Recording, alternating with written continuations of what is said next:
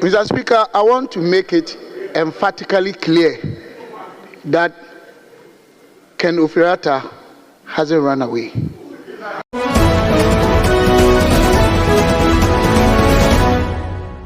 Good evening, ladies and gentlemen. Welcome to Joe Rich TV. I am Jerry Josh, bringing you the latest updates on a developing political saga shaking the nation.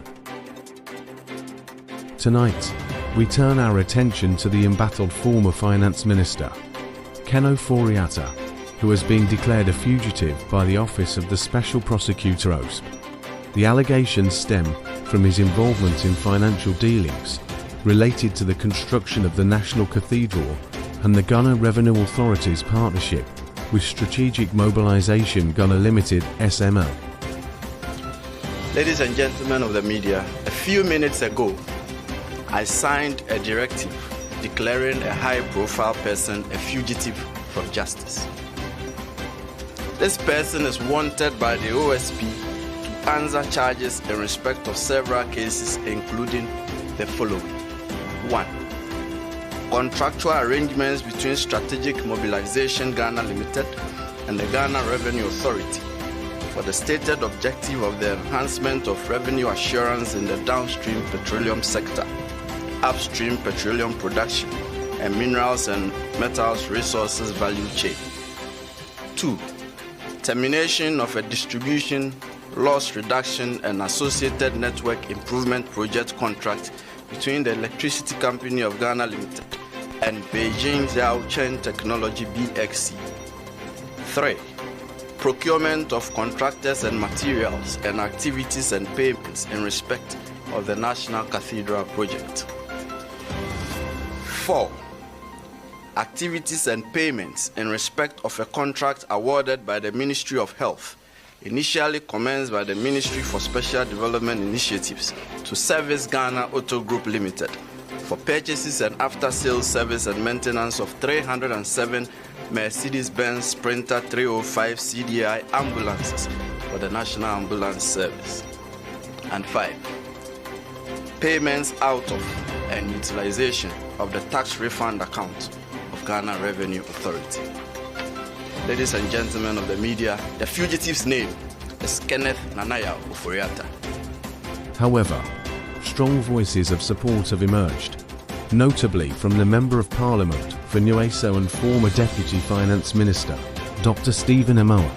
Speaking on the floor of Parliament, Dr. Amoah defended Mr. Ofori-Atta, dismissing claims that he had fled the country. Mr. Speaker, I want to make it emphatically clear that Ken Ofori-Atta hasn't run away. I want to make it emphatically clear that Ken Ofori-Atta hasn't run away, he asserted, urging lawmakers to be mindful of their actions and rhetoric. Dr. Amoah further condemned what he described as the harsh and unfair criticism directed at the former minister, particularly regarding the state of the economy during his tenure. He pointed out that under Ofori-Atta's leadership, Ghana's economy saw substantial improvements, citing a GDP growth increase from 3.4% in 2016 to more robust figures in subsequent years. That is, he has left the jurisdiction indefinitely. That was what was communicated to us at the first instance, and that is his intention. He has no intention of willingly returning to the jurisdiction. That much is clear to us. Consequently, ladies and gentlemen of the media, the OSP declares Kenneth Nanaya Ofori-Atta a wanted person. He is a fugitive from justice. Meanwhile, a separate controversy has erupted over reports of a raid on Mr. Ofori-Atta's residence in cantonments. Various media reports suggested that unidentified men, alleged to be from law enforcement agencies or political factions, stormed the residence in his absence, with only his wife present at the time. As to state that the purported raid on Mr. Ofori-Atta's residence was staged, or at best, an imposter action in an attempt to court disfavor for the OSP and to derail the investigation. The OSP will take all necessary legal steps to secure his return to the jurisdiction and attendance at the OSP. And this is to Mr. Ofori-Atta. You have two choices. You can either return to the jurisdiction voluntarily or the OSP will enforce your return. However, Special Prosecutor Kisi Agibeng has strongly denied any involvement of his office in the incident. Addressing the press, Mr. Agibeng suggested that the raid, if it occurred, may have been staged to create an impression of political persecution. When the OSP enters your premises, you will not be in doubt. Our personnel have distinct insignia and a structured method of conducting searches, he clarified. The Special Prosecutor went further to express doubts over the medical justifications provided for Ofori-Atta's absence from Ghana.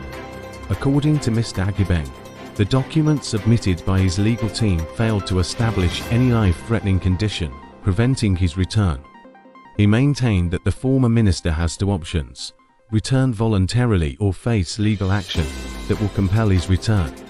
Should he fail to return, the OSP will take all necessary legal measures to ensure his appearance before us, Agibeng warned. The nation watches as this unfolding drama continues to divide opinion, with legal and political ramifications hanging in the balance. We will continue to bring you the latest updates as this story develops.